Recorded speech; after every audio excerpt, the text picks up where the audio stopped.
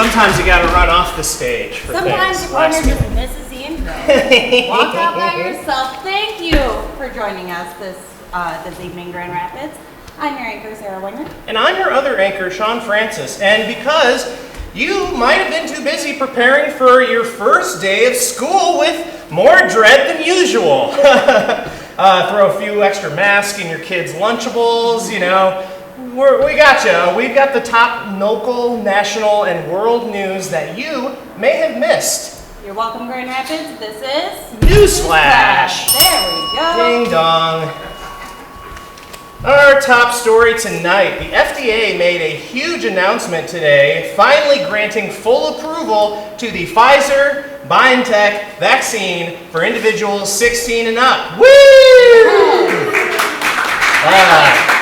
Hopefully that will help push those who have been skeptical, we'll say, of the COVID-19 vaccines to finally get poked.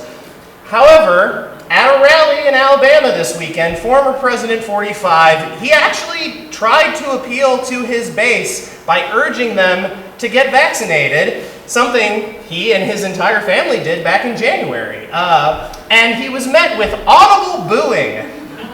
Yeah, so I don't know, it feels like this FDA approval is a big step, but if those people aren't willing to listen to their insurrection-worthy savior, I'm skeptical they're going to be swayed by the big government agency that tells them how many Oreos they're supposed to eat per sitting. So, I don't know.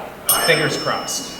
We are still crossing fingers, that's right. In other COVID-related FDA news, the agency released a tweet over the weekend strongly urging people not to take the drug ivermectin.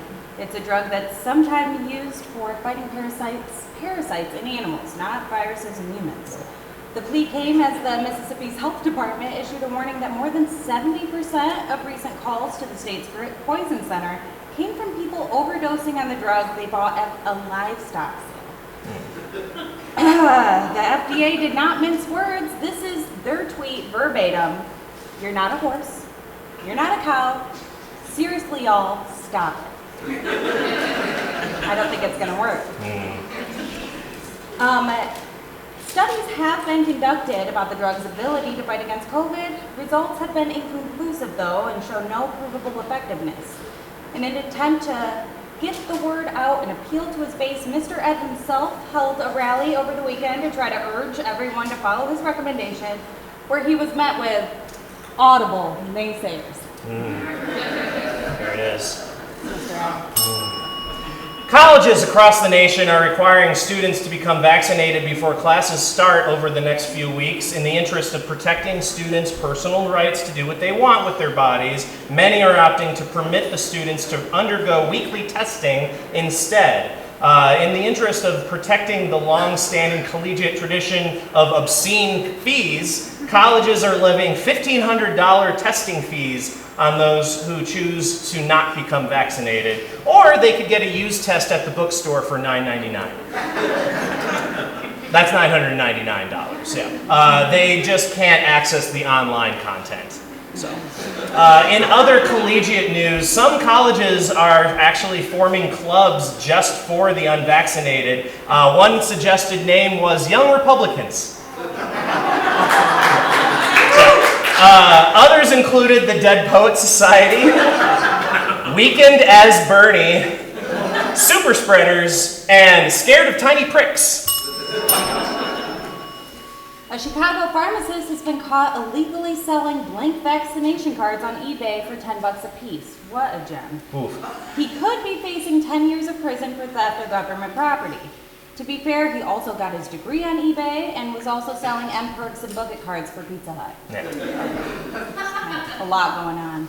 I guess the people buying these cards don't know that you can get a 2-for-1 deal almost anywhere these days for both a vaccination card and the vaccine for the low cost of free. Woo! You can just do it. You can just get your own.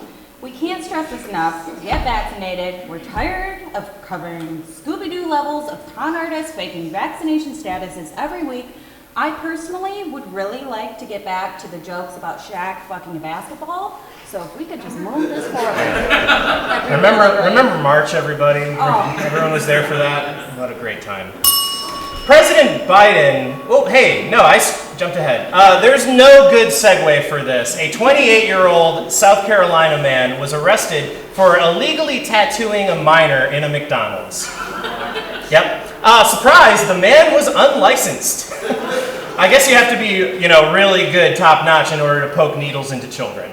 No, but seriously, this is obviously a very serious offense, and the concern about health violations, I don't know, maybe a little overblown in this case. I mean, there's no way the ball pit is sterile. And the tattoo itself is not going to be nearly as permanent as the McNuggets in that kid's colon. So, the weirdest part is that the kid he asked for a full sleeve of Mayor McCheese. Kind of an obscure choice, and a chest tattoo of the Grimace. Man, what a badass. We suspect maybe this was all just an attempt to get free Happy Meals in exchange for being a living billboard, but can't be sure. I would not do it. No, yeah. President Biden announced last week that all nursing home staff across the nation will require vaccinations. This led to all the White House staffers now lining up to get their required vaccinations. He's old. Terrifying news for karaoke enthusiasts like me. The Chinese government is creating a karaoke blacklist, banning songs that endanger national unity, sovereignty, or territory integrity, that violate China's religious policies or spread cults and superstitions, or that advocate for obscenity, gambling, violence, drug-related crimes, or instigating crimes. And also Freebird. Thank God. No, but for real, some actual titles banned include I Love Taiwanese Girls, Fart, Beijing Hooligans, Don't Want to Go to School. But surprisingly, Bare Naked Ladies, Chickadee China, the Chinese Chicken just went under the radar. Weird. Still okay. If only they could extend the ban to include, worthy bannable songs like Picture by Kid Rock, or I've Got Friends in Low Places, or Sweet Caroline, or, any bachelorette party singing Wannabe by Spice Girls in unison. Is it ever in unison, though? Not technically. It's their birthday. It's their birthday. It's my birthday. Last week, the Biden administration announced that we could be sending thousands of troops into Afghanistan.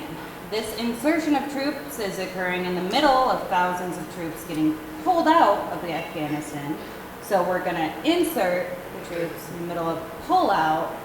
Is it me or just ladies, have we all been through this before? It's like, make up your mind. Are we done? Are we not? I don't know. It's kind of like... There's more there? There's more there. Well, I was thinking about it. Sure.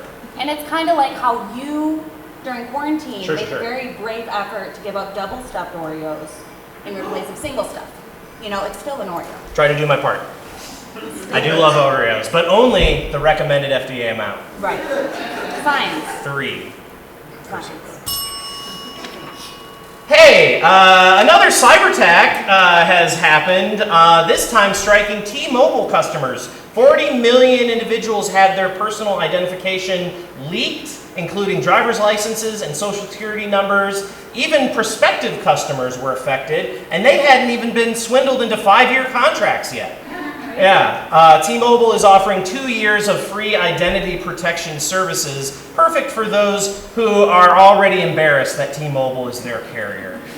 TracFone users rejoice across the nation for not being the laughingstock for once. When asked if Sprint was also affected due to their recent merger, you can hear a pin drop. It's an old reference. The Can You Hear Me Now guy is actually talking about jumping ship back to Verizon. And so far, the bulk of most individuals affected, the worst that they've been getting is receiving multiple inquiries if their refrigerator is running. A 59-year-old Michigan home inspector was caught on video with his pants down Yeah, tickling Elmo in a way an innocent stuffed toy could never imagine. Oh boy. Yeah, or the big one. Probably not. Kevin Van Levin was alone in the house inspecting the home for a potential buyer. Overcome with desire, upon seeing a stuffed Elmo doll in a child's bedroom, he immediately pulled his pants down and satisfied his lust. Yeah, apparently Van Levin, I love the name. I know. Apparently Van Levin isn't all that great at inspecting homes either, otherwise you might have noticed the multiple video cameras that captured the entire incident. Bright guy that guy is. Van Levin confessed to police about showing Elmo his own hairy monster and was charged with indecent exposure. The likeness is uncanny. It really is. It really is. He was charged with indecent exposure and destruction of property, thank goodness. But after spending just 5 weeks in jail, he wanted his charges dropped, and he claimed that the police improperly questioned him. Which begs the question, how does one properly or improperly question someone about something like this? Yeah, I mean, I'm no police officer, but, you know, if it were me, I would probably lead with something like, hey, do you want to tell me about this tape of you having sex with an Elmo doll? Or maybe I just go, what the actual fuck? Which, you know, it might not be the most sensitive or appropriate method, but yeah, you gotta ask, right? I mean, what are you supposed to say? Oh no, that's subpar puppeteering, my dude. Your technique may fly at crank yankers, but this is Sesame Street we're talking about. Up your game. That being said, you don't want to know what they do with the actual puppets on the real show. I mean, not to like victim blame here, but of all the Muppets, Elmo's kind of been the little pervy one. We all remember, right, the infamous Katy Perry episode. Oh yeah, look at that. Right? My God. Yeah, I mean, what a horn dog. He's not stopping himself there. Maybe this guy had a torrid affair with the Times Square Elmo. Could be. We've literally all done it. Right. Everyone's been in New York just wandering Times Square and finding the love of their lives, right? I know I have. Yeah. Pop Daddy Snacks and Perrin Brewing have joined forces to collaborate and create the Pop Daddy Beer Cheese Pretzels, a blend of cheesy seasoning and crunch, and are best paired with Perrin 5910 IPA. West Michigan is a perfect incubator for craft culinary cuisine, and you know, with a recent surge of craft cannabis dispensaries, there's speculation if maybe there might be some future collaborations between dispensaries and snack companies. Speculation by whom? It's like, if we're realistic, if you took small pieces of tree bark and just sprinkled a little bit of salt on there, some stoners would still eat it, smoke it. Sarah. Okay. 1, you told me you weren't going to mention that to anyone. It's a fine idea. 2, it wasn't tree bark, it was twigs. Okay. And it wasn't salt, it was ants, so Talk give me some credit. Okay. Seeds and stems, am I right? Yeah. That would suck. In the meantime, that's useful.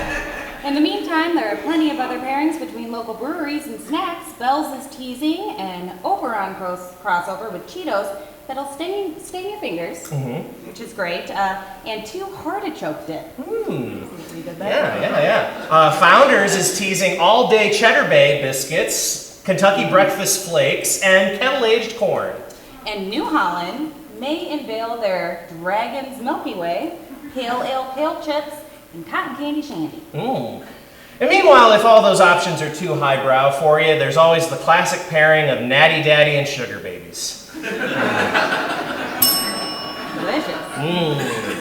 Just like Mom used to make. A newly hired school superintendent in Iowa sent a plagiarized welcome letter to families in her new school district. Later, she admitted to copying the words from a welcome letter she found online, of course. Apparently, it was originally for a college welcome letter, and some parents noticed this after the kids go, "Mommy, what's a Jaeger bomb? Is it Jaeger bomb?" The superintendent, Dr. Christine Trujillo, offered a classic excuse. She said she was busy and didn't have time to write the letter herself. I totally get it. And then her dog actually ate the original newsletter. And she even tried whispering to like 3 other superintendents, let me take a look at your notes, you know? We've all done it. When asked if she'd accept the same excuse from students who plagiarized papers, the superintendent picked up her phone quickly and said, 7 days ago, I had a dream-ish that I'm plagiarizer. To be fair, in her defense, she did put the entire newsletter in quotes and put a citation in the back in 4-point font. So, Technicality, yeah. right? Can't blame her.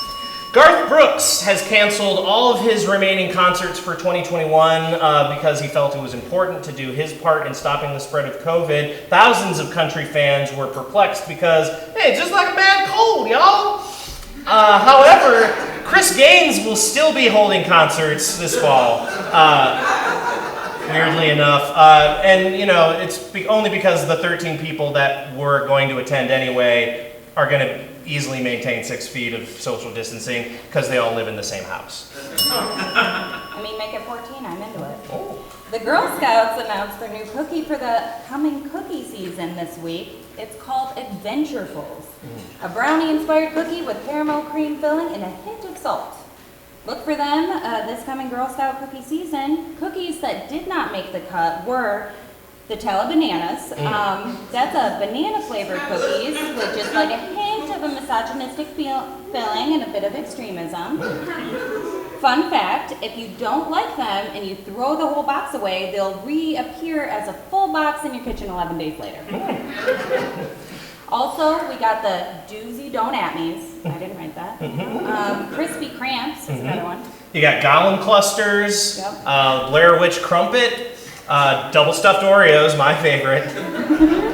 Coconut Throwaways.